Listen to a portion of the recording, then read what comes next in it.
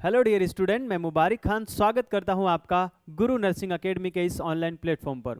दोस्तों, जैसा कि आप सब जानते हैं, 11 अगस्त 2025 को दोपहर 2 बजे से हम CHO का एक न्यू बैच स्टार्ट करने जा रहे हैं, यानी कि कम्युनिटी हेल्थ नर्सिंग ऑफिसर का हम न्यू बैच स्टार्ट करने जा रहे हैं।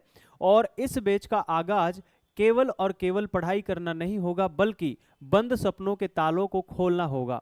अब कुछ बच्चों के दिमाग में आ रहा होगा कि सर, अभी तो कोई वैकेंसी ही नहीं आई है, तो फिर अभी से पढ़ाई करके क्या फ़ायदा। तो बेटा जी, मैं आपसे पूछना चाहता हूं कि जब आप पहली बार स्कूल में एडमिशन लेने गए थे, जब आप पहली बार स्कूल पढ़ने गए थे, तो क्या तब आपके सामने कोई टारगेट मौजूद था? नहीं।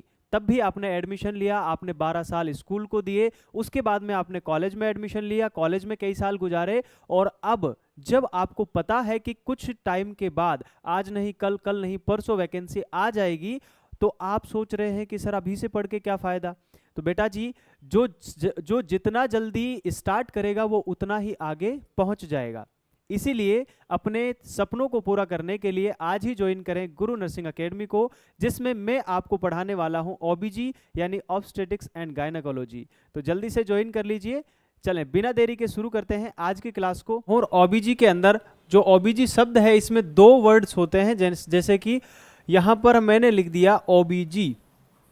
OBG को अगर अपन पूरा समझने की कोशिश करें तो इसमें 2 शब्द हैं। एक है ऑब्स्टेटिक्स, ये लिख दिया मैंने ऑब्स्टेटिक्स, और दूसरा शब्द है यहां पर गायनेकोलॉजी, ऑब्स्टेटिक्स एंड गायनेकोलॉजी। ये जो 2 शब्द हैं, इनको अपन पढ़ने वाले हैं इस सब्जेक्ट के अंदर। तो सबसे पहले अगर मैं आपको बेसिक इस ऑब्स्टेटिक्स के बारे में बताऊं, तो ऑब्स्टेटिक्स जो होती है, ये मेडिकल साइंस की एक ऐसी शाखा है। किसकी शाखा है भाई? मेडिकल साइंस यानी कि चिकित्सकीय विज्ञान की एक ऐसी शाखा है जिसके अंतर्गत हम स्टडी करते हैं, हम पढ़ाई करते हैं। किसके बारे में हम पढ़ाई करते हैं? प्रेगनेंसी के बारे में, प्रेगनेंसी के बारे में पढ़ते हैं। दूसरा, लेबर के बारे में पढ़ते हैं। उसके बाद में आता है पोस्टपार्टम वाला पीरियड, तो पोस्टपार्टम के बारे में पढ़ते हैं। और उसके बाद में प्रेगनेंसी से रिलेटेड अगर कोई डिसऑर्डर है, डिसऑर्डर यानी कि कोई बीमारी है, तो उनके बारे में हम डिस्कस करते हैं। कौन सी टर्म के अंदर? हम OBG के यानी कि ऑब्स्टेटिक्स वाली टर्म के अंदर पढ़ते हैं। ठीक है। ऑब्स्टेटिक्स का अगर हिंदी अर्थ अपन जानने की कोशिश करें तो इसको अपन कहते हैं प्रसूति विज्ञान। क्या? इसको अपन प्रसूति विज्ञान के नाम से जानते हैं। उसके बाद में अगर अपन गायनेकोलॉजी के बारे में बात करें तो इसको अपन कहते हैं स्त्री रोग विज्ञान। क्या कहते हैं इसे? स्त्री रोग विज्ञान। तो ये हमारे पास में 2 टर्म है। अब मैं आपको बताना चाहता हूं कि ऑब्स्टेटिक्स के बारे में आपको समझ में आ गया कि ये मेडिकल साइंस की एक ऐसी शाखा है जिसमें हम प्रेगनेंसी, लेबर, पोस्टपार्टम और प्रेगनेंसी से रिलेटेड डिसऑर्डर के बारे में डिस्कस करते हैं। उस ब्रांच को अपन ऑब्स्टेटिक्स के नाम से जानते हैं। वहीं पे अगर अपन बात करें गायनेकोलॉजी के बारे में, तो गायनेकोलॉजी जो होती है ये भी मेडिकल साइंस की एक शाखा होती है। इसके अंतर्गत हम क्या करते हैं? इसमें हम non pregnant female, non pregnant female के रिप्रोडक्टिव ऑर्गन्स या फिर सिस्टम की अगर बात करें अपन कंप्लीटली, तो इसमें अपन नॉन प्रेग्नेंट फीमेल के रिप्रोडक्टिव सिस्टम तथा उससे रिलेटेड डिसऑर्डर के बारे में स्टडी करते हैं या अध्ययन करते हैं। किसके बारे में? डिसऑर्डर के बारे में अध्ययन करते हैं। तो कहने का मतलब बेसिक मैंने आपको बताया इन दोनों टर्म्स के बारे में कि ऑब्स्टेटिक्स, OBG में ऑब्स्टेटिक्स का मतलब होता है चिकित्सकीय विज्ञान या मेडिकल साइंस की ऐसी शाखा जिसमें प्रेगनेंसी यानी कि गर्भावस्था, लेबर यानी प्रसव, और पोस्टपार्टम यानी जो लेबर के बाद वाला जो टाइम होता है, इसे अपन पोस्टपार्टम कहते हैं। और प्रेगनेंसी से रिलेटेड जो डिसऑर्डर होते हैं, इन सभी के बारे में अपन ऑब्स्टेटिक्स में पढ़ते हैं। गायनेकोलॉजी में अपन नॉन प्रेग्नेंट यानी कि जो महिला गर्भवती नहीं है, उसके रिप्रोडक्टिव ऑर्गन्स या सिस्टम के बारे में अपन पढ़ाई करते हैं, ठीक है। यहाँ पर हम बहुत डिटेल में नहीं गए हैं, इनका सिर्फ बेसिक इंट्रोडक्शन हमने पढ़ा है। अब हमारा जो टॉपिक है एक्चुअल में जिसका हम क्लास लेने वाले हैं इस क्लास के अंदर, वो हमारा दूसरा टॉपिक है। उसको स्टार्ट करने से पहले एक छोटी सी कहानी हम सुनेंगे, उसके बाद में हमें टॉपिक पर जाना है। तो सबसे पहले आपको एक कहानी सुनाता हूँ, एक मदर के सपने की, यानी कि माँ के सपने की कहानी सुनाता हूँ। ध्यान से सुनिएगा। एक मदर होती है, एक माँ होती है, जिसके गर्भ के अंदर 8 महीने का बच्चा होता है। वो अपने बच्चे को लेकर के बहुत ज़्यादा एक्साइटेड होती है और उसके लिए नई नई चीज़ें खरीदती रहती है, डेली शॉपिंग करती है। कभी उसके लिए हेड के लिए केप लेके आती है, कभी जूते लेके आती है, कभी टी शर्ट शर्ट, कभी कुछ ऐसे करके वो उसके लिए डेली जो है शॉपिंग करती है। एक दिन क्या होता है कि वो जैसे ही मार्केट जा रही होती है तो रास्ते में उसको पैर फिसल जाता है और वो गिर जाती है। अब जैसे ही वो गिरती है तो गिरने के बाद उसको ज़ोर से पेट में दर्द शुरू हो जाते हैं और उसके बाद में उसको ब्लीडिंग भी शुरू हो जाती है, यानी कि वेजाइनल ब्लीडिंग शुरू हो जाती है और जो कपड़े हैं उन पर खून दिखाई देने लगता है। तो आसपास के जो लोग होते हैं वो भागकर आते हैं और महिला को उठाते हैं, उससे पूछते हैं और उसको तुरंत जो है हॉस्पिटल में ट्रांसफ़र कर दिया जाता है, यानी कि उसको हॉस्पिटल लेके चले जाते हैं। अब जैसे ही महिला हॉस्पिटल पहुंचती है, डॉक्टर उससे पूछता है कि भाई क्या हुआ, कैसे हुआ। तो महिला उसको बताती है डॉक्टर को, और जब डॉक्टर ये साइन सिम्टम देखता है कि भाई पेट में दर्द हो रहा है और वेजाइनल ब्लीडिंग भी प्रेजेंट है, तो वो डाउट करता है कि यार ये केस तो जो है एब्रेप्शियो प्लेसेंटा का लग रहा है। अब जैसे ही महिला इस नाम को सुनती है तो वो अचानक से उठ खड़ी होती है और उसको पता चलता है कि ये तो सपना था, यानी कि वो जो है सपने में ये सारी चीज़ें देख रही थी। और फिर जब वो उठती है तो देखती है कि सारी चीज़ें नॉर्मल हैं, कोई दिक्कत परेशानी नहीं है और जो है वो ठीक थी। लेकिन उसके मन में एक सवाल था, एक कन्फ्यूज़न, एक टेंशन, एक डर था कि ये जो नाम था, जो डॉक्टर ने नाम लिया था कि एब्रेप्शियो प्लेसेंटा नाम का जो केस था, ये क्या होता है, आखिर क्या है ये केस। तो क्या आप लोगों को पता है इस केस के बारे में कि क्या होता है एब्रेप्शियो प्लेसेंटा? चले कोई बात नहीं, आज इसी क्लास के अंदर हम जो है इस एब्रेप्शियो प्लेसेंटा का पूरा पोस्टमार्टम करने वाले हैं। तो सबसे पहले हम हमारे टॉपिक का नाम लिख देते हैं। नाम है एब्रेप्शियो प्लेसेंटा। एब्रेप्शियो प्लेसेंटा की बारे में अगर बात करें तो ये प्रेगनेंसी के दौरान एक ऐसी समस्या है जिसमें जो हमारा प्लेसेंटा होता है वो अपनी जगह से टूट जाता है, समय से पहले अपनी जगह से टूट जाता है। जैसे कि अपन यहाँ पर डायग्राम की मदद से समझेंगे कि भाई हमारे पास में मान लीजिए ये इस प्रकार से एक यूट्रस का डायग्राम आप देख पा रहे होंगे। दिस इज़ यूट्रस, और यूट्रस की जो है सबसे अंदर वाली जो परत होती है इससे एक संरचना जुड़ी होती है जिसे अपन क्या कहते हैं, प्लेसेंटा के नाम से जानते हैं।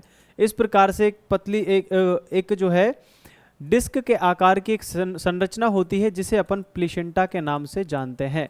प्लेसेंटा क्या होता है? तो आप कह सकते हैं कि प्लेसेंटा एक ऐसा एटीएम है जिसके अंदर जहां पर जो बच्चा है बिना पासवर्ड, बिना ओटीपी के खाना पीना लेता है और ऐश करता है। तो ये जो हमारा एटीएम है, यानी ये जो प्लेसेंटा है, ये क्या है कि ये एक ऑर्गन है जो कि प्रेगनेंसी में पाया जाता है और इस ऑर्गन के पास में एक छोटी सी ट्यूब कनेक्टेड रहती है। ये ट्यूब जो है अम्बिलिकल कॉर्ड कहलाती है, जो कि आगे चल के बच्चे के पास में पहुंचती है और बच्चे को क्या करती है, खाना पीना प्रोवाइड करती है। यानी कि इस प्लेसेंटा की मदद से ही बच्चे को खाना पीना मिलता है। तो होता क्या है कि नॉर्मली जैसे लेबर के दौरान जब सेकंड स्टेज आता है तो ये जो बच्चा है वो बॉडी से बाहर निकल आता है, लेकिन वहीं पर जो प्लेसेंटा है वो बच्चे के बाहर आने के बाद में ये प्लेसेंटा भी बॉडी से बाहर निकल आता है। लेकिन क्या हो अगर अभी लेबर स्टार्ट ही नहीं हुआ है, उससे पहले ही अगर ये प्लेसेंटा अपनी जगह को छोड़ दे, अपनी जगह से हट जाए, तो ऐसी कंडीशन को अपन क्या कहते हैं, इस कंडीशन को अपन कहते हैं प्लेसेंटा अब्रप्शन या फिर अब्रप्शियो प्लेसेंटा। समझ में आई बात आपको? आई होप आपको समझ में आया होगा कि अब्रप्शियो प्लेसेंटा क्या होता है, इसके बारे में बेसिक जानकारी आपको हो गई होगी। तो चले सबसे पहले इसके बारे में थोड़ा सा लिख लेते हैं। इसकी डेफिनेशन हम देखेंगे कि भाई आखिर परिभाषा क्या है इसकी, ठीक है। डेफिनेशन या परिभाषा, इतना बेसिक आपको ज्ञान होगा कि भाई डेफिनेशन को परिभाषा कहते हैं, क्या होती है, कैसे होती है, ये समझेंगे। चले सबसे पहले हम बात करते हैं कि ये जो अवस्था है इसमें अपन क्या कह सकते हैं कि प्लेसेंटा, इसमें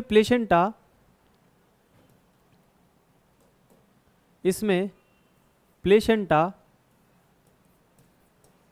अपनी नेचुरल पोजीशन से प्रीमैच्योरली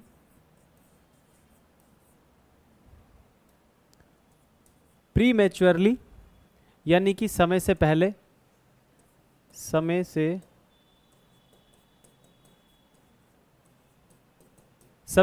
प्रीमैच्योरली मतलब समय से पहले, मतलब मैच्योर होने से पहले ही क्या हो जाता है, सेपरेट हो जाता है। सेपरेट का मतलब होता है अलग हो जाना, ठीक है, सेपरेट या अलग हो जाता है, इसे ही प्लेसेंटा अब्रप्शन, या अब्रप्शो प्लेसेंटा कहते हैं। तो डेफिनेशन आपको क्लियरली समझ में आ गई होगी, आई होप इतना क्लियर होगा। चले नेक्स्ट पॉइंट की अगर बात करें अपन, तो नेक्स्ट पॉइंट कहता है कि यह मोस्ट कॉमन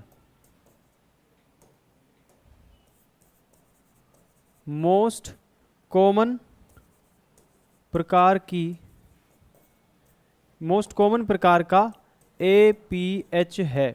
APH का मतलब होता है एंटीपार्टम हेमरेज।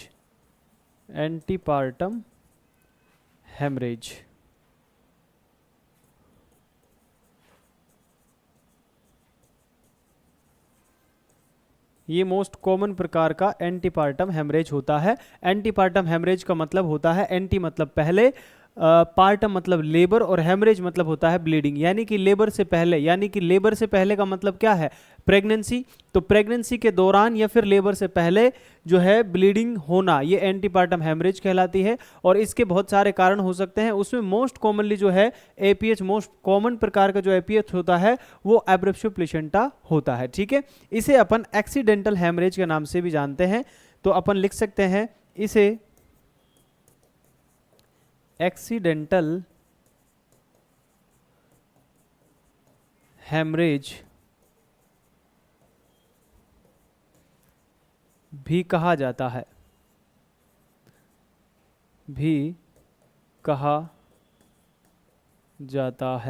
आई होप इतना आपको क्लियर होगा कि भाई अब्रप्शो प्लेसेंटा क्या होता है और ये जो है क्या इसके अलग नाम है। तो ये सारी चीज़ें क्लियर होने के बाद में अब हमारा नेक्स्ट पॉइंट आता है इसके टाइप के बारे में। तो अगर अपन बात करें अब्रप्शो प्लेसेंटा के टाइप के बारे में, तो हम लिखेंगे टाइप्स, या फिर कह सकते हैं अपन प्रकार। तो जो प्लेसेंटा अब्रप्शन होता है वो कितने प्रकार का होता है, देखो ये कितने प्रकार का है ये डिपेंड करेगा कि कैसे सेपरेट हुआ है। देखो सबसे पहले हम इसका क्या करते हैं, हम इसका जो है एक और डायग्राम ले लेते हैं और इस डायग्राम की मदद से समझेंगे कि भाई प्लेसेंटा अब्रप्शन कितने टाइप का होता है। सबसे पहले मान लीजिए हमारे पास में ये एक डायग्राम हो गया, उसके बाद में मान लीजिए ये दूसरा डायग्राम हो गया, ठीक है। यहाँ पर हम मान लेते हैं कि इस प्रकार से एक प्लेसेंटा इस प्रकार से ये दीवार से जुड़ा हुआ है, ठीक है। दूसरी कंडीशन में हम मान लेते हैं कि यहाँ पर इस प्रकार से जो है ये प्लेसेंटा जुड़ा हुआ है, ठीक है। ये है क्या, प्लेसेंटा। अब इस वाली कंडीशन में क्या हुआ है कि यहाँ पर जो प्लेसेंटा है वो टूट गया है। कहाँ से टूटा है भाई, ये टूटा है इस किनारे से, और अगर ये किनारे से टूटा है तो टूटने पर ब्लीडिंग होगी, और ब्लीडिंग जो हो रही है वो ब्लड जो निकल करके यहाँ से नीचे से निकल करके सारा का सारा कहाँ आ जाएगा, सारा का सारा बाहर आ जाएगा। यस और नो। अरे भाई अगर प्लेसेंटा नीचे से टूटा है या ऊपर से टूटा है, यानी कि किनारे से अगर टूटा है, तो किनारे से टूटने पर प्लेसेंटा के अंदर जो ब्लड बनेगा, जहाँ जो ये टूटने पर जो ब्लड निकलेगा वो सारा का सारा ब्लड कहाँ आ जाएगा, बाहर आ जाएगा। अगर ब्लड बाहर आ गया तो इसका मतलब ब्लड हमें क्या हो रहा है, दिखाई दे रहा है। तो ब्लड यहाँ पर हमें क्या हो रहा है, दिखाई दे रहा है। तो अपन इसको कह सकते हैं यह रिवील्ड प्रकार का जो है प्लेसेंटा अब्रप्शन होता है। कैसा होता है, रिवील्ड। रिवील्ड का मतलब होता है दोस्तों प्रकट हो जाना। क्या हो जाना, प्रकट। और आप यहाँ पर ध्यान पूर्वक देखेंगे कि यहाँ पर ब्लीडिंग जो हो रही है वो एकदम से हमें दिखाई दे रही है, एक्सटर्नल वेजाइनल ब्लीडिंग प्रेजेंट है, तो इसे अपन क्या कह सकते हैं, रिवील्ड प्रकार या फिर प्रकट वाला एब्रेप्शियो प्लेसेंटा कह सकते हैं। ये है टाइप नंबर फर्स्ट। वहीं पर अगर दूसरे टाइप की बात करें अपन, तो यहां पर देखें कि मान लीजिए प्लेसेंटा जो है वो बीच में से टूट गया है, साइड से नहीं टूटा है। यहां पर तो कैसे टूटा था, साइड से। यहां पर कहां से टूट गया, बीच में से। अगर बीच में से टूट गया तो आप ध्यान देंगे कि भाई साहब बीच में टूटने पर ये जो ब्लड निकल रहा है उसको बाहर निकलने के लिए जगह नहीं है।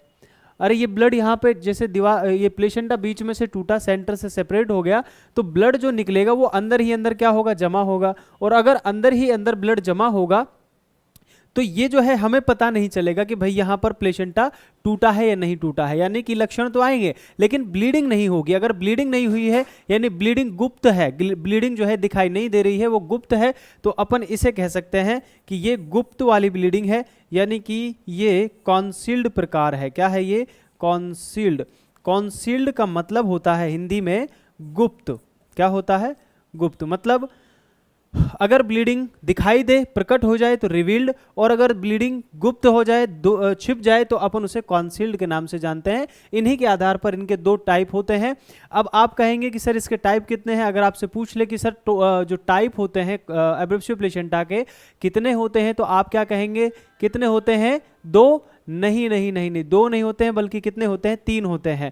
अरे आपको यहां पर दो टाइप मैंने समझा दिए भाई, एक हो गया रिवील टाइप, दूसरा हो गया कॉन्सील्ड टाइप। एक प्रकार और भी होता है जिसमें रिवील्ड वाले लक्षण भी आएंगे और कॉन्सील्ड वाले लक्षण भी आएंगे, यानी कि ब्लड बाहर भी निकलेगा और कुछ अमाउंट में ब्लड जमा भी हो जाएगा। तो ऐसे टाइप को क्या कहेंगे भाई, जो बीच का बिचौला है, इसे अपन कहते हैं मिक्स्ड टाइप। क्या कहते हैं इसे अपन कहते हैं मिक्स्ड टाइप। इसमें कॉन्सील्ड वाले लक्षण भी होंगे, इसमें रिवील्ड वाले लक्षण भी होंगे, तो ये हमारा थर्ड टाइप हो जाता है। कहने का मतलब आपके सामने तीनों टाइप मौजूद हैं। और यहाँ पर अगर अपन बात करें इन तीनों में क्या क्या थोड़ा सा फर्क है, तो आप देखेंगे कि रिवील्ड टाइप में जो प्लेसेंटा का सेपरेशन है वो कहाँ से हुआ है, तो आप कहेंगे सर इसमें हुआ है किनारे से सेपरेशन, बोले तो मार्जिनल सेपरेशन हुआ है इसमें। कहाँ से, मार्जिनल सेपरेशन। जबकि इसमें अगर बात करें तो यहाँ पे प्लेसेंटा बीच में से टूटा है, बोले तो सेंटर से, तो अपन कहेंगे यहाँ पर सेंट्रल सेपरेशन हुआ है। तो ये दोनों प्रकार और तीनों प्रकार आपको पूरी तरीके से क्लियर होंगे। चलें अब चलते हैं हमारे टाइप्स के बारे में। तो टाइप जो है इसके कितने होते हैं हमने पढ़ लिया सर, इसके तीन टाइप होते हैं। नंबर 1 इज रिवील्ड टाइप, दूसरा नंबर पे हमारा कॉन्सील्ड टाइप, और तीसरे नंबर पे आता है हमारा मिक्स्ड टाइप। अब आपसे कोई पूछ ले कि ये बताओ मुझे तो कि इनमें से सबसे मोस्ट कॉमनली कौन सा टाइप देखने को मिलता है, तो सबसे मोस्ट कॉमन अगर पूछा जाए तो आप बताएंगे सर मोस्ट कॉमन होता है रिवील्ड वाला टाइप। कौन सा होता है, रिवील्ड वाला। तो रिवील्ड वाला जो टाइप है ये मोस्ट कॉमन होता है। एक छोटा सा नोट हमें याद रखना है कि सर यहाँ पर अगर आपसे एग्जामिनर ये पूछ ले कि सोर्स क्या है ब्लीडिंग का, यानी कि ब्लीडिंग कहाँ से हो रही है, ब्लीडिंग का सोर्स क्या है, तो आपको नोट डाल करके लिखना है कि सर जो ब्लीडिंग का सोर्स है इसमें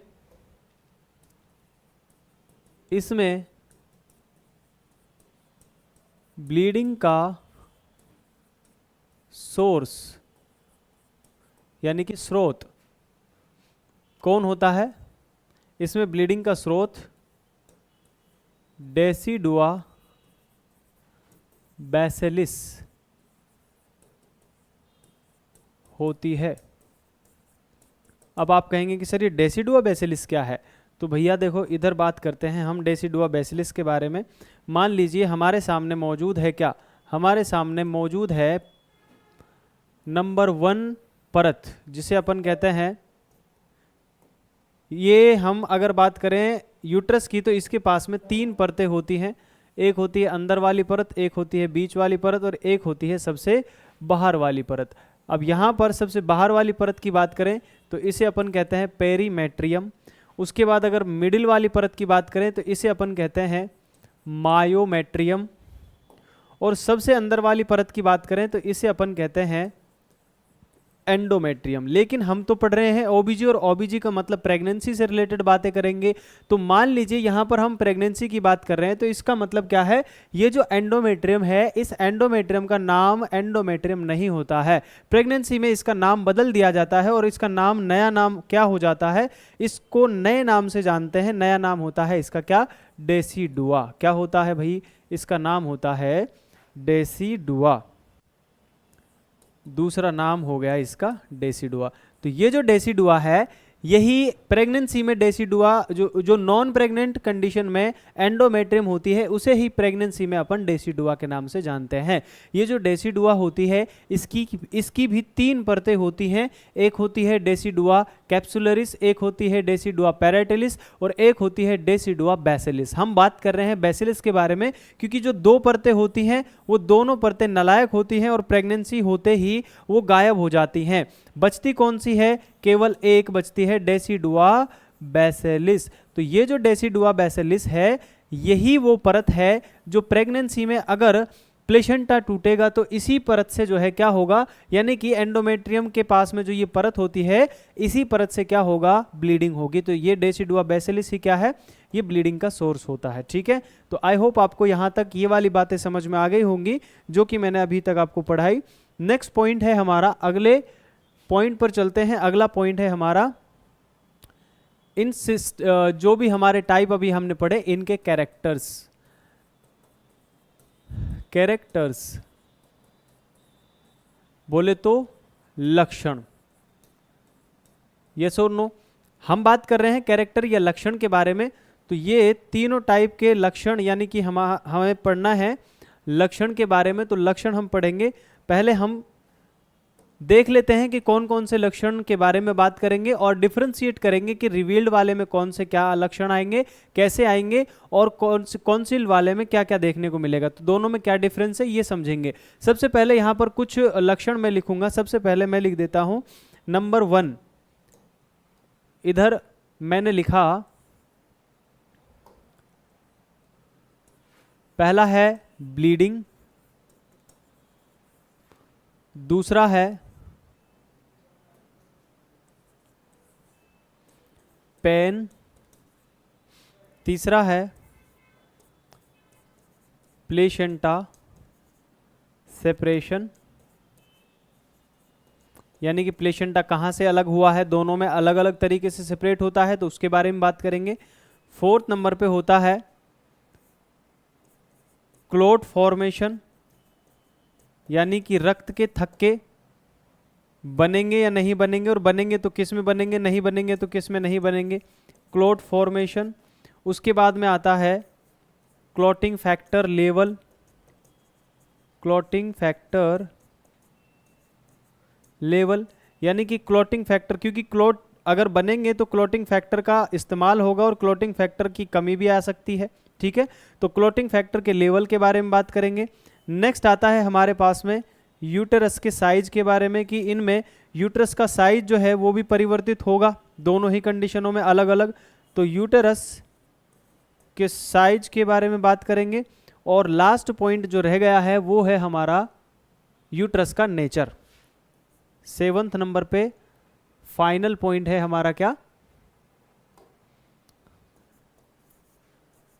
यूटेरस का नेचर। मतलब यूट्रस किस प्रकार का है, हार्ड नेचर का है, सॉफ्ट का है ना, मुलायम है या फिर कठोर है, इसके बारे में बात करेंगे। तो सबसे पहले हम बात करते हैं कि हमें कौन कौन से टाइप को देखना है। यहाँ पर हमारा जो ये अब्रप्शन प्लेसेंटा है मेनली दो प्रकार का होता है। जो तीसरा प्रकार है उसमें मिक्स जो है सिम्टम देखने को मिलेंगे, तो उसके बारे में बात नहीं करेंगे, केवल 2 के बारे में बात करेंगे। नंबर 1 पे क्या है, नंबर 1 पे है हमारे पास में रिवील्ड टाइप, रिवील्ड, और दूसरे नंबर पे क्या है हमारे पास में, दूसरे पे है कॉन्सील्ड। तो ये हमारे पास में दोनों प्रकार के टाइप सामने आ चुके हैं।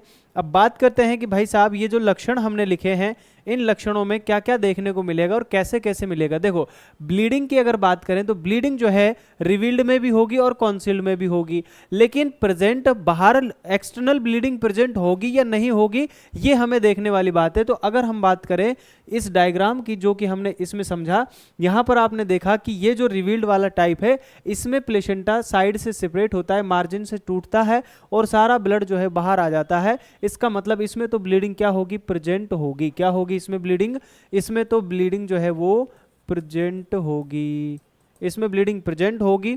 और सामने जो कॉन्सील्ड है, इस कॉन्सील्ड की अगर बात करें तो यहाँ पर हमने देखा कि कॉन्सील्ड में ब्लीडिंग तो होती है लेकिन वो अंदर ही अंदर जमा हो जाती है। इसका मतलब क्या है, यहाँ पर ब्लीडिंग कैसी होगी भैया, एक्सटर्नल ब्लीडिंग यहाँ पर एब्सेंट होगी। तो यहाँ पर ब्लीडिंग एब्सेंट हो गई।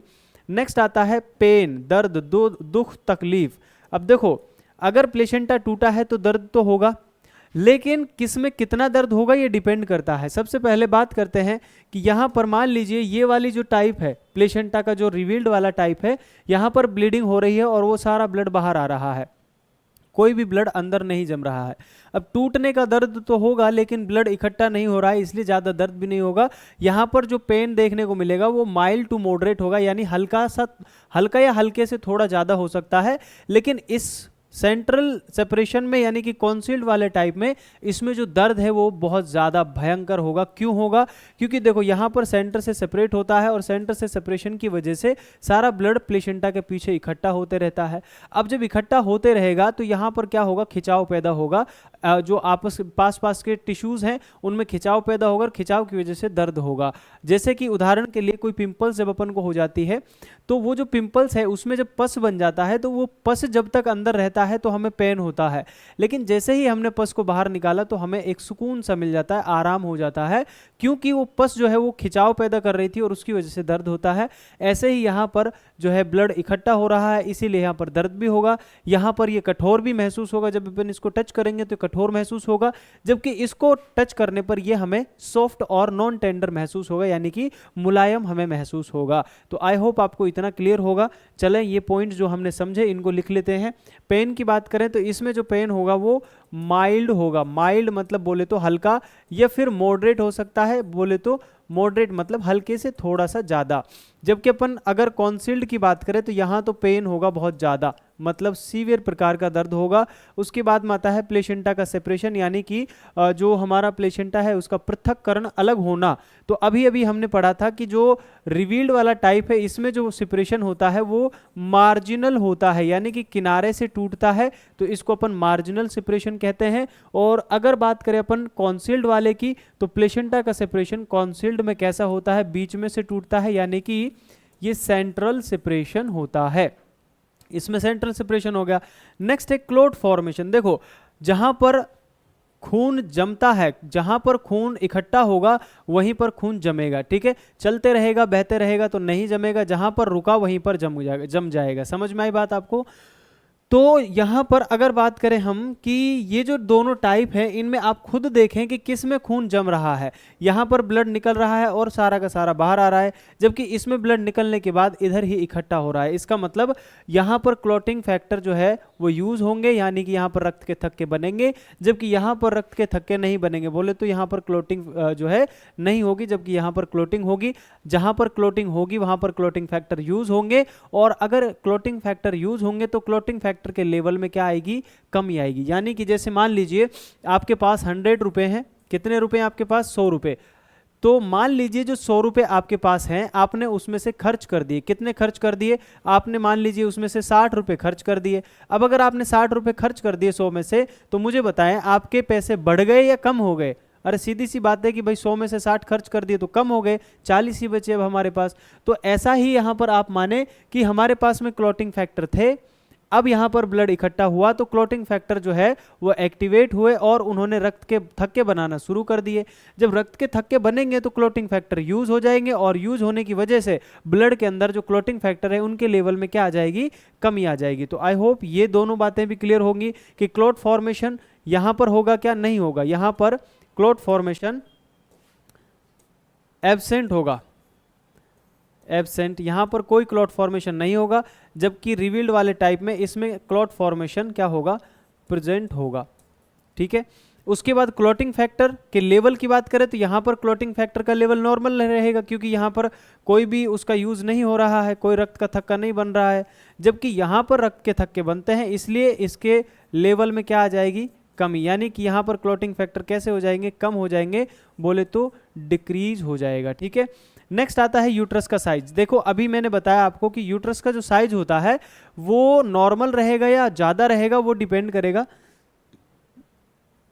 इस कंडीशन पर। देखो इस वाली कंडीशन में क्या हो रहा है कि जो ब्लड है वो बाहर निकल रहा है, बाकी प्रेगनेंसी पर कोई अदर अफेक्ट नहीं पड़ा है, लेकिन यहाँ पर अगर देखेंगे तो जो ब्लड है वो धीरे धीरे इकट्ठा होते जा रहा है। जैसे मान लीजिए एक छोटा सा बैलून है, इसमें अगर आप पानी भरते जाएंगे तो ये जो है साइज में बढ़ते जाएगा, वैसा ही यहाँ पर ये जो यूट्रस होता है ये भी एक बैलून की तरह है, इसमें अगर खून इकट्ठे होते जाएगा तो ये बढ़ता जाएगा। यानी कि जितनी एज प्रेगनेंसी के है हमें यहाँ पर उससे भी ज़्यादा यूट्रस का साइज देखने को मिलेगा। क्लियर है क्या? जैसे उदाहरण के लिए प्रेगनेंसी अगर 36 सप्ताह की है तो 32 सप्ताह की है तो 32 सप्ताह पर जो यूट्रस का फंडस होता है वो इस जिफोइड प्रोसेस, यानी जो हमारी रीढ़ की हड्डी का नीचे वाला भाग होता है इसे जिफोइड प्रोसेस कहते हैं, इस जिफोइड प्रोसेस से नीचे रहता है। 32 सप्ताह पर फंडस इस जिफोइड प्रोसेस से नीचे रहता है। लेकिन अगर रिवील्ड कॉन्सील्ड वाली कंडीशन है तो यहाँ पर साइज बढ़ेगा और 32 सप्ताह की प्रेगनेंसी पर भी हमें वो जिफोइड प्रोसेस तक पहुंचता दिखाई देगा। इसका मतलब यहाँ पर जो यूट्रस का साइज है वो ज़्यादा रहेगा, जबकि यहाँ पर यूट्रस के साइज में कोई परिवर्तन नहीं आएगा। और ऐसा क्यों?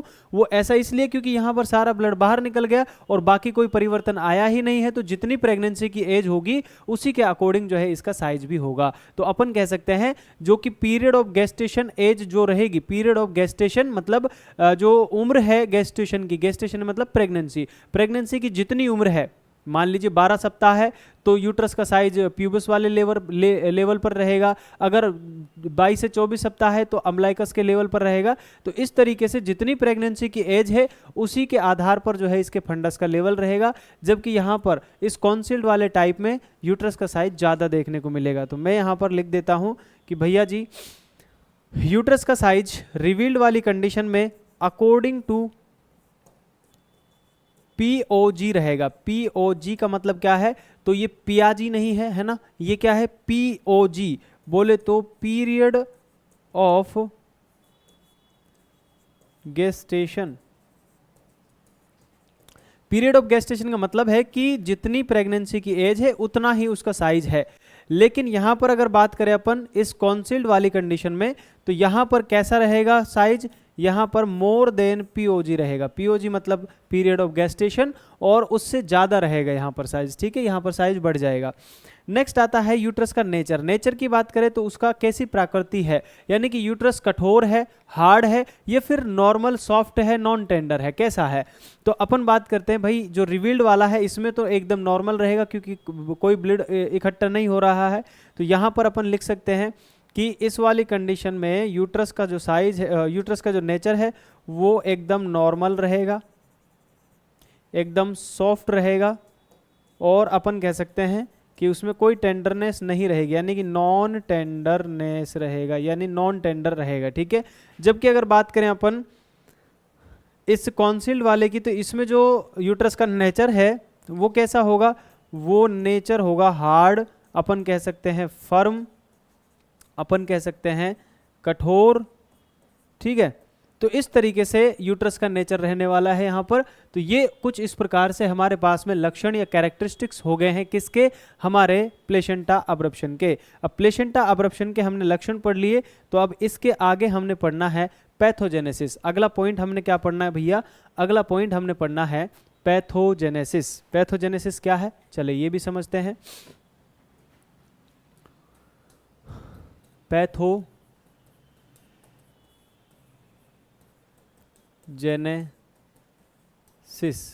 यहाँ पर दो शब्द हैं। कितने शब्द हैं? दो। एक है पैथो यानी कि पैथोलॉजी, और एक है जेनेसिस यानी कि जेनेसिस मतलब निर्माण होता है, ठीक है। यहाँ पर पैथो मतलब पैथोलॉजी मतलब होता है बीमारी, यानी कि बीमारी, और जेनेसिस मतलब निर्माण। तो बीमारी का निर्माण, यानी कि इस शब्द का अर्थ हो गया कि बीमारी जो हम पढ़ रहे हैं उसका निर्माण, उसका डेवलपमेंट कैसे कैसे हुआ, क्या क्या चीज़ें उसमें होती हैं, वो चीज़ अपन पढ़ने वाले हैं। तो सबसे पहले इसमें हमें केवल 4 पॉइंट याद रखने हैं और उसी के बेसिस पर हमारा सारा टॉपिक क्लियर हो जाएगा। पैथोजेनेसिस सबसे पहला हमें याद रखना है, इसमें रिवील्ड, क्या याद रखना है, रिवील्ड टाइप। तो इसमें हमें कुछ लक्षण दिखाई देंगे रिवील्ड होने वाले। तो रिवील्ड वाले टर्म के अंदर हमें क्या लिखना है, इसमें हमें लिखना है कि भाई रिवील्ड का मतलब यहाँ पर क्या है कि एक्सटर्नल वेजाइनल ब्लीडिंग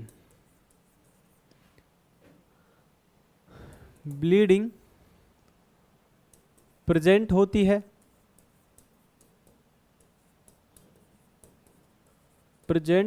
है, ठीक है। यहां पर एक्सटर्नल वेजाइनल ब्लीडिंग प्रेजेंट होती है। जबकि दूसरी टर्म की अगर बात करें हम, दूसरी टर्म हमारे पास में यहां पर आती है कंसील्ड। कौन सी आती है दूसरी टर्म, कंसील्ड आती है। और कंसील्ड का मतलब क्या है, तो दोस्तों कंसील्ड का मतलब आपने समझ लिया अभी थोड़ी देर पहले कि कंसील्ड का मतलब इसमें रिट्रोप्लेशेंटल ब्लीडिंग होती है। तो इसमें क्या होता है, रिट्रोप्लेशेंटल ब्लीडिंग होती है। रिट्रो शब्द का मतलब होता है पीछे, और प्लेशेंटल मतलब प्लेशेंटा, तो किसके पीछे, प्लेशेंटा के पीछे। अच्छा, प्लेशेंटा के पीछे क्या, ब्लीडिंग, मतलब प्लेशेंटा के पीछे ब्लीडिंग हो रही है, मतलब ब्लड इकट्ठा हो रहा है प्लेशेंटा के पीछे। किस वाली कंडीशन में, कॉन्सील्ड वाली कंडीशन में। नेक्स्ट हमारी अगली टर्म आती है 3rd नंबर की, वो है क्लोट। क्लोट की अगर बात करें मतलब रक्त के थक्के, तो थक्कों की बात करें तो वो किस में जमा होते हैं, वो हम सबको पता है कि ये केवल कॉन्सील्ड टाइप में पाए जाते हैं। किस में पाए जाते हैं, केवल कॉन्सील्ड वाले टाइप में पाए जाते हैं। उसके बाद एक बहुत ही इंपॉर्टेंट पॉइंट और बहुत ही इंपॉर्टेंट पार्ट है हमारे 4th नंबर का पैथोजेनेसिस में, जिसे अपन कहते हैं कोवुलियर यूट्रस, या फिर इसे ही अपन कहते हैं यूटेरो प्लेशेंटल एपोप्लेक्सी। यूट्रोप्लेशेंटल एपोप्लेक्सी। अच्छा, ये होता क्या है, देखो इसको समझने के लिए हमें वापस से डायग्राम की मदद लेनी पड़ेगी, और डायग्राम की मदद से ही हम इसको समझ पाएंगे। अच्छा, ये इसी डायग्राम से आ जाएगा समझ में। हम सबको पता है कि हमारे पास में एक यूट्रस है, और इस यूट्रस के अंदर जो है 3 परतें हैं। सबसे अंदर वाली एंडोमेट्रियम, जिसे डेसिडुआ कहा जाता है, मायोमेट्रियम और पेरीमेट्रियम। अब यहाँ पर मान लेते हैं हमारा जो प्लेशेंटा है वो इस प्रकार से लगा हुआ है, ठीक है। ये हमारा क्या है, प्लेशेंटा। अब हुआ क्या कि यहाँ पर ब्लीडिंग शुरू हो गई, और कॉन्सील्ड प्रकार का टाइप है ये। तो ब्लीडिंग जब होगी तो ब्लड इकट्ठा होते जाएगा, और ये ब्लड इकट्ठा होते होते होते होते इतना ज़्यादा हो जाएगा कि ये जो पीछे वाली दीवार है डेसिडुआ, क्योंकि ये पहले से ही डैमेज हो चुकी है, अब क्या होगा कि अचानक से क्योंकि ज़्यादा प्रेशर होने की वजह से ये दीवार फट करके सारा का सारा ब्लड किस में इकट्ठा हो जाएगा, इस वाले स्पेस में। और ये वाला स्पेस कौन सा स्पेस है, तो आप कहेंगे कि भैया ये अंदर वाली दीवार तो कौन सी है, एंडोमेट्रियम, और ये बाहर वाली दीवार कौन सी है, तो आप कहेंगे मायोमेट्रियम। मतलब एंडोमेट्रियम और मायोमेट्रियम, नहीं नहीं नहीं नहीं, एंडोमेट्रियम, क्योंकि एंडोमेट्रियम अपन नॉन प्रेग्नेंट कंडीशन में कहते हैं, प्रेगनेंसी में क्या कहते हैं, डेसिडुआ। तो डेसिडुआ और प्लस मायोमेट्रियम, इन दोनों के बीच में क्या हो जाता है, ब्लड का कलेक्शन हो जाता है, और इसी अवस्था को अपन क्या कहते हैं, इसी अवस्था को हम कहते हैं भाई साहब, इसी अवस्था को हम कोवुलियर यूट्रस या फिर यूट्रोप्लेशेंटल एपोप्लेक्सी के नाम से जानते हैं। तो आप इसमें लिख सकते हैं, इसमें डेसिडुआ तथा मायोमेट्रियम के मध्य ब्लड कलेक्ट या ब्लड कलेक्शन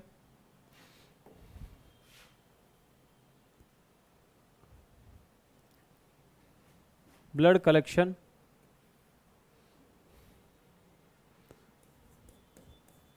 हो जाता है और इससे यूट्रस का कलर ब्लू हो जाता है। ब्लू इसलिए हो जाता है क्योंकि ब्लड इकट्ठा रहेगा तो वहाँ पर उसका जो कलर है वो ब्लूइश कलर हो जाता है, ठीक है। इसका कलर ब्लू हो जाता है।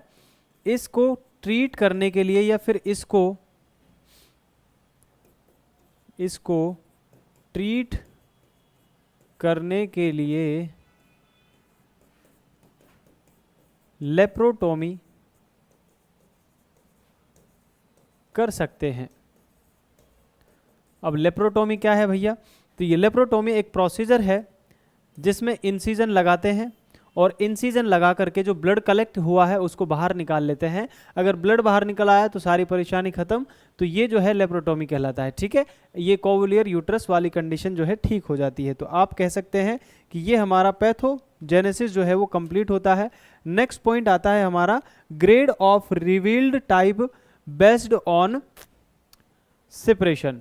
नेक्स्ट पॉइंट क्या है हमारा? ग्रेड।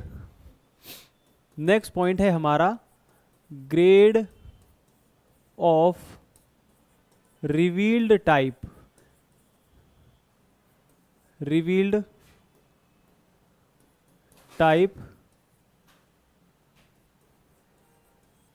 Based on separation. अब कुछ बच्चों को ये वाली जो हेडिंग है वो समझ में नहीं आई होगी क्योंकि सारी की सारी मैंने इंग्लिश में लिखी है। देखो सिंपल सी बात समझें, ग्रेड में डिवाइड कर देते हैं अपन। जो प्लेसेंटा है वो सेपरेट हुआ है, ठीक है। प्लेसेंटा यूट्रस की दीवार से अलग हुआ है और उसके अलग होने को अपन ग्रेड में डिवाइड कर देते हैं। जैसे कि ये इत्तू सा अलग हुआ है, ये इतना अलग हो गया, ये इतना अलग हो गया, ये इतना सारा अलग हो गया। ऐसे करके वो अलग अलग टाइप्स में अपन उसको डिवाइड कर देते हैं कि भाई प्लेसेंटा कितना अलग हुआ है और अब जितना अलग हुआ है तो उसके हिसाब से उसमें कितनी ब्लीडिंग हो रही है और बच्चे के बचने के चांसेस या मरने के चांसेस किसमें कितने ज़्यादा हैं। तो ये बेसिक जानकारी अपन इसमें लेंगे कि ग्रेड को अपन देखते हैं। रिवील्ड टाइप में जो है, रिवील्ड टाइप को अपन डिवाइड कर देते हैं कुछ भागों में और उसकी ग्रेड को चेक करते हैं, ठीक है। यहाँ पर हम बात कर सकते हैं कि भाई हमारे पास में 3 ग्रेडें हैं, सॉरी यहाँ पर हमारे पास 4 ग्रेडें हैं। जैसे कि सबसे पहले 0 ग्रेड,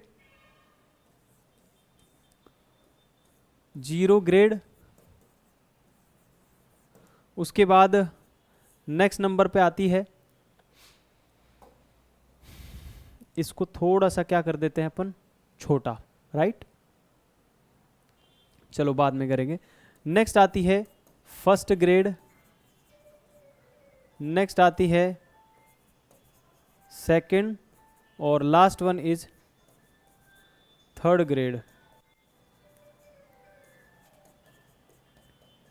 इस प्रकार से हमारे पास में इन्हें हम 4 ग्रेड में डिवाइड कर देते हैं और इन 4 ग्रेड्स के अंदर हम केवल और केवल 3 बेसिक जानकारियां देखेंगे जिसकी मदद से हमें समझ में आ जाएगा कि भाई साहब यहाँ पर जो ये ग्रेड्स हैं और कितना डिवीज़न हो रहा है किस वाले पार्ट में, ठीक है।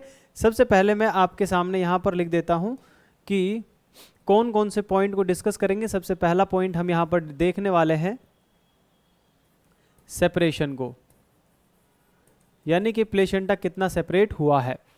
दूसरा हम यहां पर देखेंगे, पहला हमने क्या देखना है, सेपरेशन देखना है।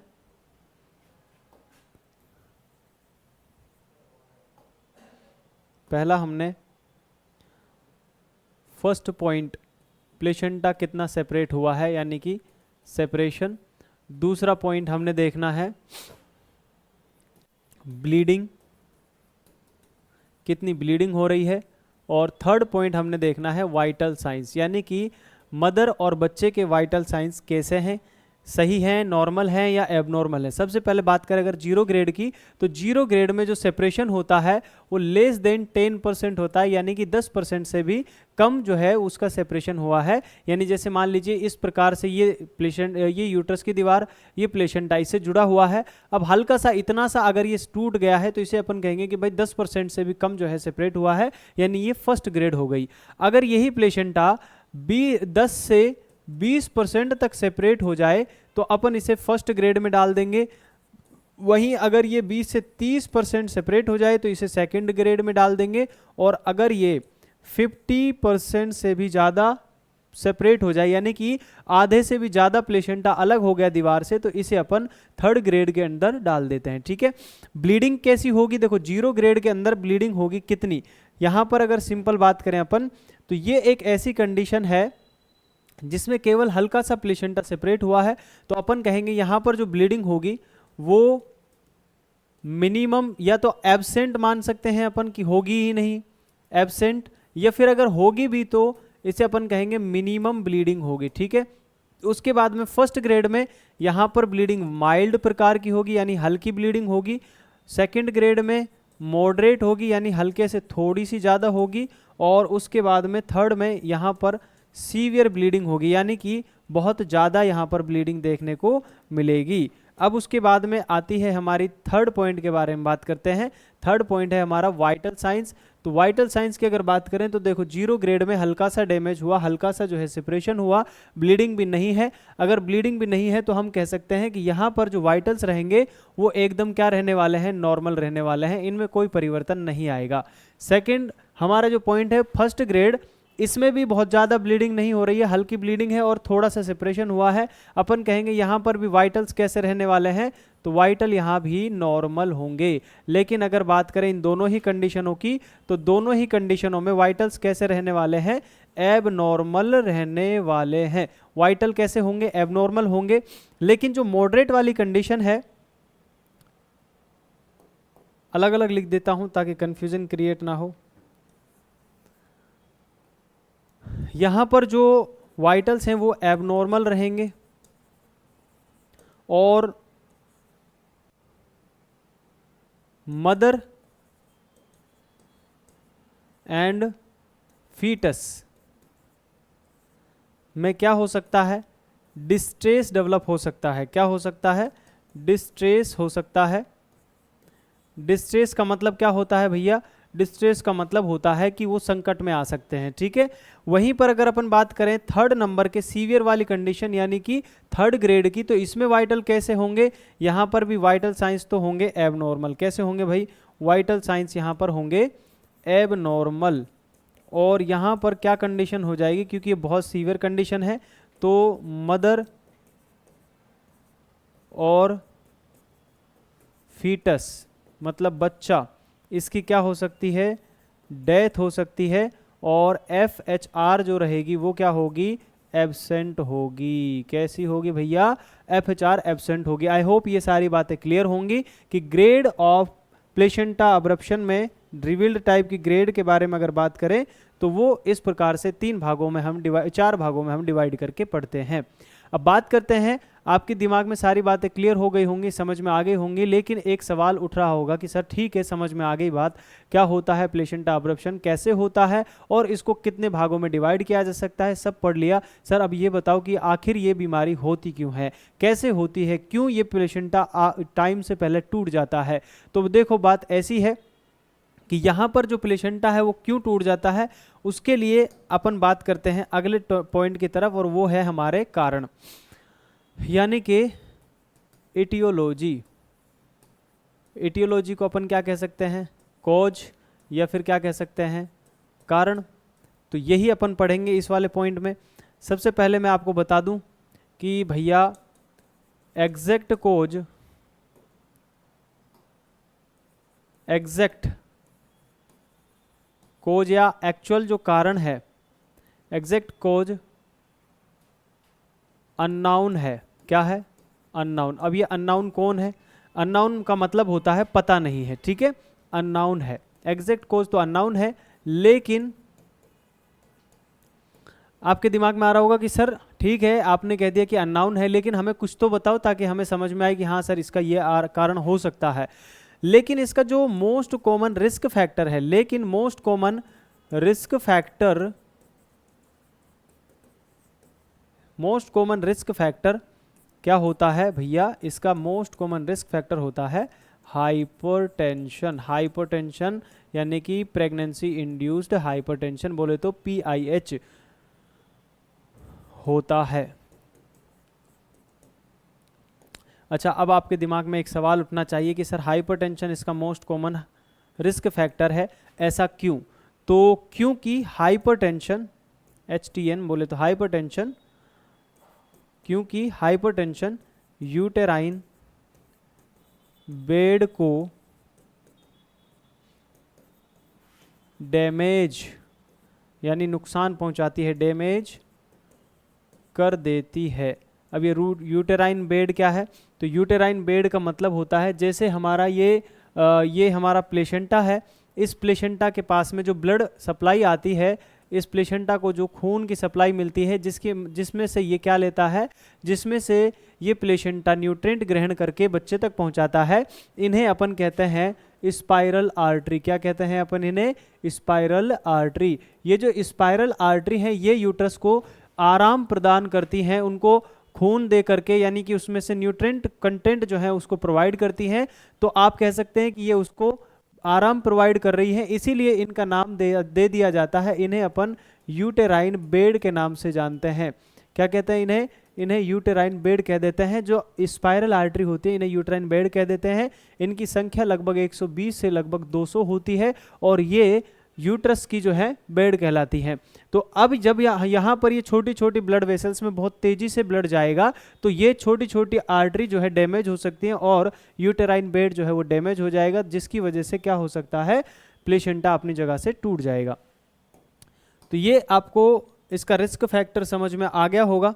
अब बात करते हैं कि भैया सर एक रिस्क फैक्टर तो समझ में आ गया, लेकिन क्या सिर्फ एक ही रिस्क फैक्टर है और नहीं हो सकते क्या? तो बिल्कुल यहाँ पर और भी कुछ रिस्क फैक्टर हो सकते हैं, जैसे कि हमारे सामने अदर रिस्क फैक्टर में लिख रहा हूँ रिस्क फैक्टर। क्या लिख रहा हूँ मैं? Risk factor. रिस्क फैक्टर में मैं कुछ ट्रिक लिख रहा हूँ, उसकी मदद से आपको समझ में आ जाएगा। और ट्रिक क्या है? तो ट्रिक है तरुण सर और पूजा मैम, तरुण सर और पूजा मैम ने क्या की है, व्हाट्सएप पे डीपी लगाई है। डीपी बोले तो डिस्प्ले पिक्चर। तो क्या कह रहा है यहाँ पर कि ये तरुण सर, पूजा मैम, ई मतलब ये, डीपी सॉरी ई सुपर डीपी है ना, सुपर बीच में से खा गया मैं, ई सुपर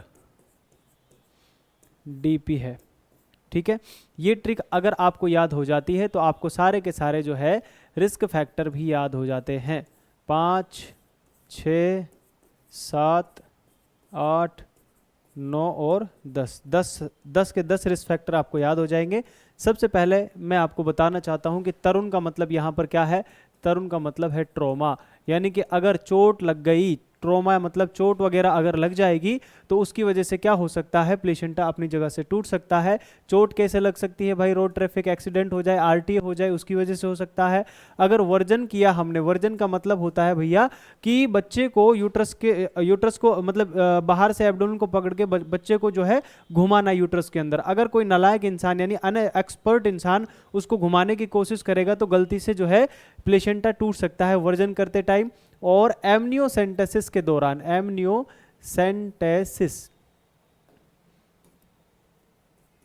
एमनियोसेंटेसिस के दौरान भी जो है ये टूट सकता है। एमनियोसेंटेसिस क्या है? एमनियो मतलब एमनियोटिक फ्लूइड, सेंटेसिस मतलब खींचना, एमनियोटिक कैविटी में से एमनियोटिक फ्लूइड को निकालना, यही एमनियोसेंटेसिस कहलाता है। अगर कोई समझदार इंसान नहीं होगा और उसने जो है निडल को प्रिक किया तो वो जो है डैमेज कर सकता है प्लेसेंटा को। उसके बाद में S4 आता है, सर का मतलब यहाँ पर है sudden decompression, sudden decompression. Sudden decompression का मतलब क्या है? अचानक से झटका लग जाना, अचानक से कोई ऐसा तूफान आ जाना जिसकी वजह से जो है प्लेसेंटा अपनी जगह से हट सकता है। और ऐसा कब हो सकता है? तो ऐसा हो सकता है जब अचानक से pre mature rupture of membrane हो जाए, यानी कि जो एमनियोटिक कैविटी है वो थैली अगर अचानक से फट जाए। देखो यहाँ पर इस वाले डायग्राम में समझो, ये क्या है? ये एमनियोटिक कैविटी है और एमनियोटिक कैविटी के अंदर एमनियोटिक थैली, इसके अंदर क्या भरा है? Amniotic fluid. अगर ये थैली फट गई और अचानक से सारा ब्लड, अचानक से सारा पानी बाहर निकल गया तो इस पर क्या लगेगा? जोर पड़ेगा ये अम्बिलिकल कॉर्ड पर और ये इसको खींच सकती है प्लेसेंटा को। इसीलिए सडन डिकम्प्रेशन वाली कंडीशन में प्लेसेंटा टूट सकता है अपनी जगह से। उसके बाद में हमारे पास में पी है, पी पूजा है। पूजा का मतलब यहाँ पर क्या है भैया? तो पूजा का मतलब है यहाँ पर poor implantation, poor implantation, implantation. Poor implantation का मतलब यहाँ पर क्या होता है? पुअर मतलब होता है गरीब, नहीं, पुअर का मतलब यहाँ पर है कमजोर। इम्प्लांटेशन का मतलब होता है आरोपण, यानी कि प्लांट जो यूट्रस के अंदर, यूट्रस की दीवार से जो हमारा प्लेसेंटा चिपका रहता है, अगर वो कमजोर चिपका रहे, अच्छे से चिपक ना पाए, उसके अंदर जो है चिपकने में कोई दिक्कत आ जाए तो वो आसानी से वापस से टूट सकता है। तो ये पुअर इम्प्लांटेशन भी इसका एक कारण है। और पुअर इम्प्लांटेशन क्यों होता है? तो ये तब हो सकता है जब प्रोटीन वगैरह की कमी हो, जैसे कि फीटल फाइब्रोनेक्टिन प्रोटीन की क्या हो जाए? डेफिशिएंसी, यानी कि कमी हो जाए।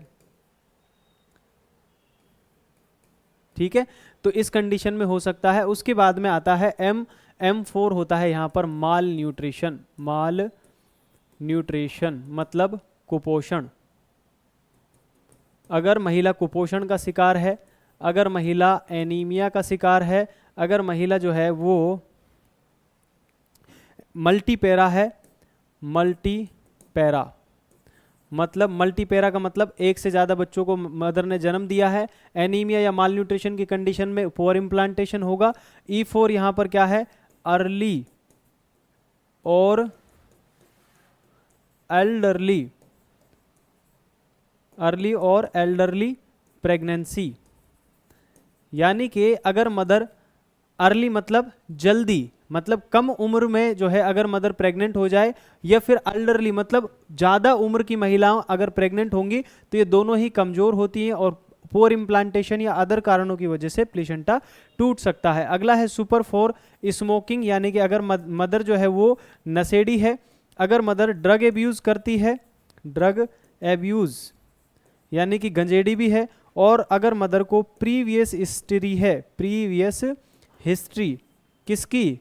प्रीवियस हिस्ट्री अगर उसको है, पहले से उसको अगर अब्रप्शन प्लेसेंटा वाली समस्या हुई थी तो अब भी चांसेस है कि उसको नेक्स्ट टाइम भी अब्रप्शन प्लेसेंटा वाली समस्या डेवलप हो सकती है। तो आई होप ये सारे के सारे रिस्क फैक्टर आपको समझ में आ गए होंगे।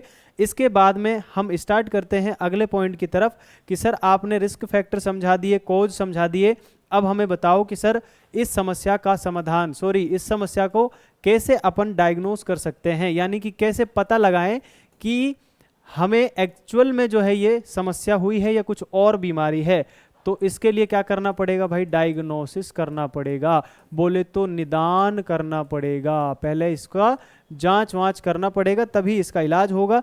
तो सबसे पहले क्या करें अपन? जांच करें। और जांच कौन सी करें कि हमें पता चल जाए एक्चुअल में कि हाँ भाई ये बीमारी है? तो उसके लिए सबसे पहले तो जो भी लक्षण आ रहे हैं उन लक्षणों को देख करके हमें समझ में आ जाएगा कि हाँ भाई ये लक्षण होते हैं, जैसे कि वेजाइनल ब्लीडिंग, जैसे कि एब्डोमिनल, लोअर एब्डोमिनल पेन होना। अब हालांकि लोअर एब्डोमिनल पेन अदर कारणों से भी हो सकता है, इसीलिए कन्फर्म नहीं होता है इससे। तो कन्फर्म करने के लिए हमें क्या करना है? कन्फर्म करने के लिए हमें क्या करना है? USG करनी है। USG मतलब क्या होता है? अल्ट्रासाउंड सोनोग्राफी करनी है। ठीक है, तो अल्ट्रासाउंड सोनोग्राफी हम कर सकते हैं। उसके बाद में अब जब हमें पता चल जाता है कि भाई इसमें सचमुच में क्या हो गई है, डायग्नोसिस करने पर हमें पता चल गया कि इसमें सचमुच में एब्रप्शन प्लेसेंटा हो गया है, तो फिर अब इसका क्या करना पड़ेगा भैया? इसको मैनेज करना पड़ेगा, इस समस्या का समाधान हमें करना पड़ेगा। तो उसके लिए क्या करेंगे? हम मैनेजमेंट करेंगे। क्या करेंगे भाई? इसके लिए करेंगे हम मैनेजमेंट, और मैनेजमेंट का हिंदी अर्थ होता है प्रबंधन।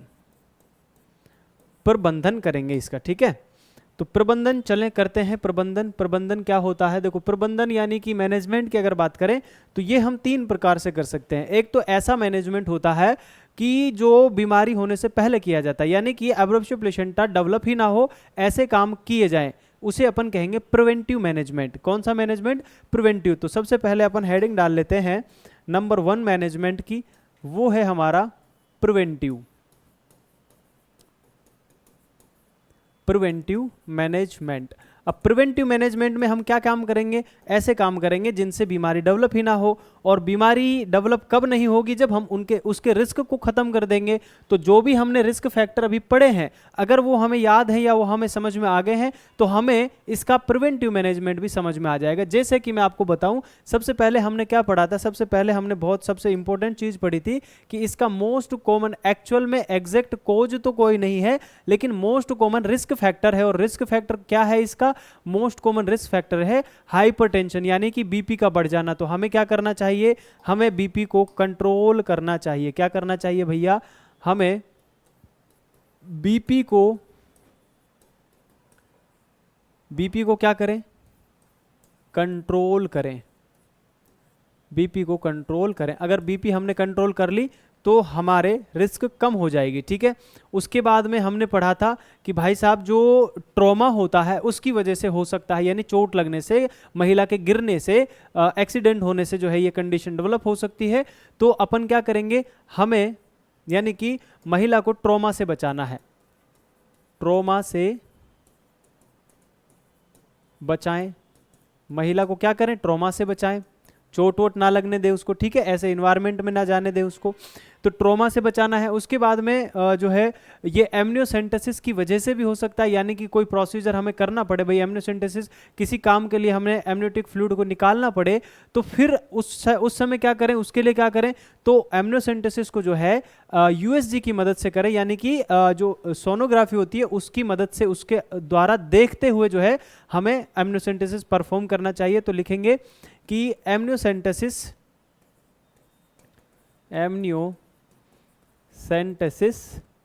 यूएसजी की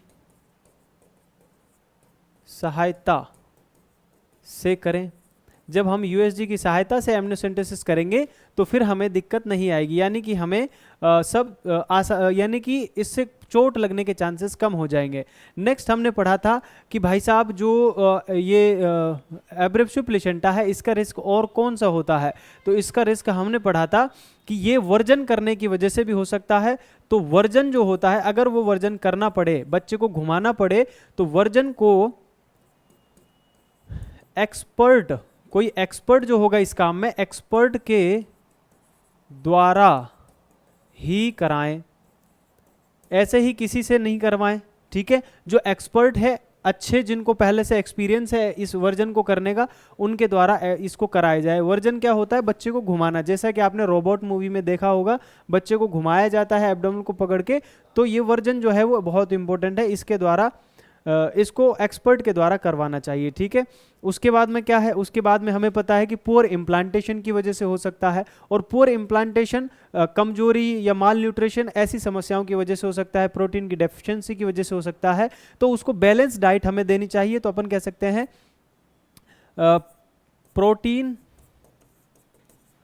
तथा फोलिक एसिड युक्त डाइट, फोलिक एसिड युक्त डाइट देवें। ठीक है। और क्या लिख सकते हैं बचाव में? तो हम और लिख सकते हैं कि हाई रिस्क वाली जो प्रेगनेंसी है, हाई रिस्क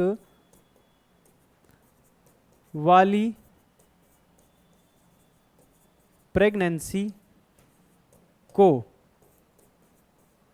क्लोजली मॉनिटर करें, उनका बहुत अच्छे से ध्यान रखें। यदि हमें लगता है ऐसी प्रेगनेंसी, हाई रिस्क वाली प्रेगनेंसी का मतलब ऐसी प्रेगनेंसी जिसमें मदर या बच्चे की डेथ का खतरा हो, उस वाली कंडीशन को अपन को क्लोजली मॉनिटर करके रखना है, ताकि किसी भी समस्या के आने से पहले उसे रोका जा सके। ठीक है। ये हो गया हमारा कौन सा मैनेजमेंट? ये हो गया प्रिवेंटिव। अब एक और मैनेजमेंट हमारा बचा है, वो क्या है? वो है इमीडिएट मैनेजमेंट, यानी कि अगर सर ऐसा हो जाए कि मान लीजिए जो बीमारी है वो डेवलप हो गई, प्लेसेंटा अपनी जगह से टूट गया, अब क्या किया जाए? भाई ये तो बचाव था, बचाव मतलब ये तो पहले करना था, लेकिन अब परेशानी आ गई, अब क्या करें? इमीडिएटली हमें क्या करना चाहिए? तो उसके लिए हमें करना होता है इमीडिएट मैनेजमेंट। इमीडिएट मैनेजमेंट यानी कि तत्कालीन प्रभाव से जो कार्य किया जाता है उसे इमीडिएट मैनेजमेंट के अंदर काउंट करते हैं। और इसमें अपन क्या कर सकते हैं, तो ध्यान रखिएगा, जब भी आपके पास ऐसा कोई मरीज आता है प्रेगनेंसी वाला, तो आपको एक ही काम करना है और वो सबसे पहले फोकस करना है बच्चे पर। तो आपको क्या करना है, फीटस और, यानी कि मैं एक लाइन और लिख देता हूं, सबसे पहले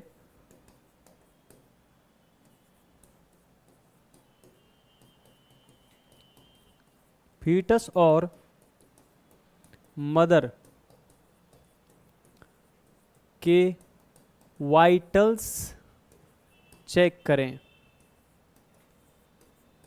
वाइटल्स में भी क्या चेक करना है? मेनली हमें FHR को चेक करना है। सबसे पहले बच्चे की हार्ट रेट को चेक करना है, फीटल हार्ट रेट को चेक करना है, ठीक है। उसके बाद में क्या करोगे भाई, ब्लीडिंग हो रही है तो ब्लीडिंग के लिए हमें क्या करना है, सैनिटरी पैड के द्वारा ब्लीडिंग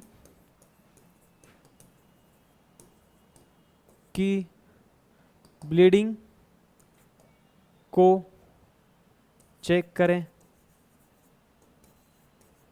क्या चेक करेंगे ब्लीडिंग में?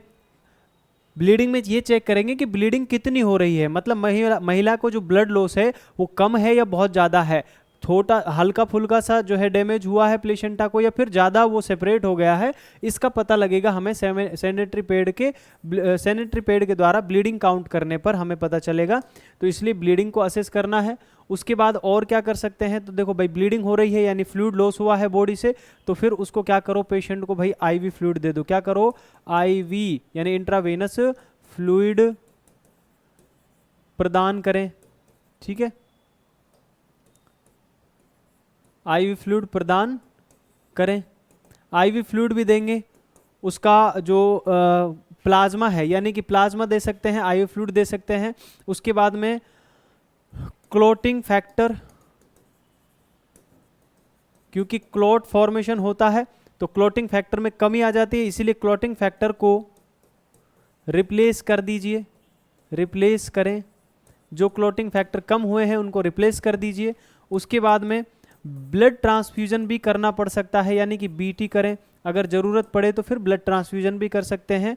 और उसके बाद में क्या करेंगे, उसके बाद में आता है डेफिनेटिव मैनेजमेंट। उसके बाद में क्या आता है भैया, उसके बाद में आता है ऐसा इलाज जिसके बाद दूसरा इलाज करने की ज़रूरत नहीं पड़ती है और वो फाइनल ट्रीटमेंट होता है, उसे अपन कहते हैं डेफिनेटिव मैनेजमेंट। Definitive management. अब इस डेफिनेटिव मैनेजमेंट की अगर बात करें तो इसमें क्या होता है कि इसमें हम ऐसा काम करते हैं कि ना रहे बांस और ना बजे बांसुरी, यानी कि अपन उस पेशेंट के अंदर जो बीमारी हुई है वो प्रेगनेंसी से रिलेटेड है। भाई बच्चा है, उसमें बच्चे को खतरा है, अगर प्लेसेंटा टूट जाएगा तो हम क्या करेंगे, हम प्रेगनेंसी को ही खत्म कर देंगे। अब ऐसा नहीं है कि बच्चे को गोली से उड़ा दो, नहीं, बच्चे को डिलीवर कर लेंगे, बाहर निकाल लेंगे, यानी कि प्रेगनेंसी को खत्म कर दिया जाएगा, बच्चे को बॉडी से बाहर निकाल लिया जाएगा, ताकि बच्चा बाहर आ जाएगा, बच्चा सेफ है, उसको अपन अलग से ट्रीटमेंट देंगे और प्रेगनेंसी खत्म हो जाएगी तो ये परेशानी भी खत्म हो जाएगी। तो अपन जो ट्रीटमेंट देंगे यानी कि जो हम बच्चे की डिलीवरी करवाएंगे, क्या वो यूं ही करवा देंगे या उसका कोई क्राइटेरिया होता है? तो बिल्कुल उसका क्राइटेरिया होता है, और वो क्राइटेरिया जो है अपन एक स्कीम के द्वारा पढ़ते हैं और जिसे अपन OBG स्कीम कहते हैं। तो OBG स्कीम के तहत, OBG स्कीम के गाइडलाइंस को फॉलो करते हुए हम क्या करते हैं, बच्चे की डिलीवरी करवा देते हैं। तो लिखेंगे कि OBG स्कीम के द्वारा फीटस की डिलीवरी करें, ठीक है। तो इस प्रकार से हमारा ये डेफिनेटिव मैनेजमेंट हो जाता है। अब आपके दिमाग में आ रहा होगा कि सर ये क्या लिख दिया आपने OBG स्कीम। तो OBG स्कीम जो है एक अलग टॉपिक है जिसको अपन अलग क्लास में पढ़ेंगे, जो कि वहाँ पर अपन ध्यान से अच्छे से समझ पाएंगे। यहाँ पर ऑब्जेक्ट स्कीम का मतलब सिर्फ इतना समझ लीजिए कि ये प्रायोरिटी सेट करने के लिए एक तरीका होता है, जिससे अपन ये पता लगा सकते हैं कि हमें कौन सा काम पहले करना है, कौन सा काम बाद में करना है। बाकी चीज़ें अपन पढ़ेंगे नेक्स्ट क्लास में। आई होप आपको ये डेमो क्लास समझ में आई होगी, पसंद आई होगी। तो आज के लिए इतना ही, फिर मिलेंगे नेक्स्ट क्लास में। तब तक के लिए ta-ta bye bye, good night.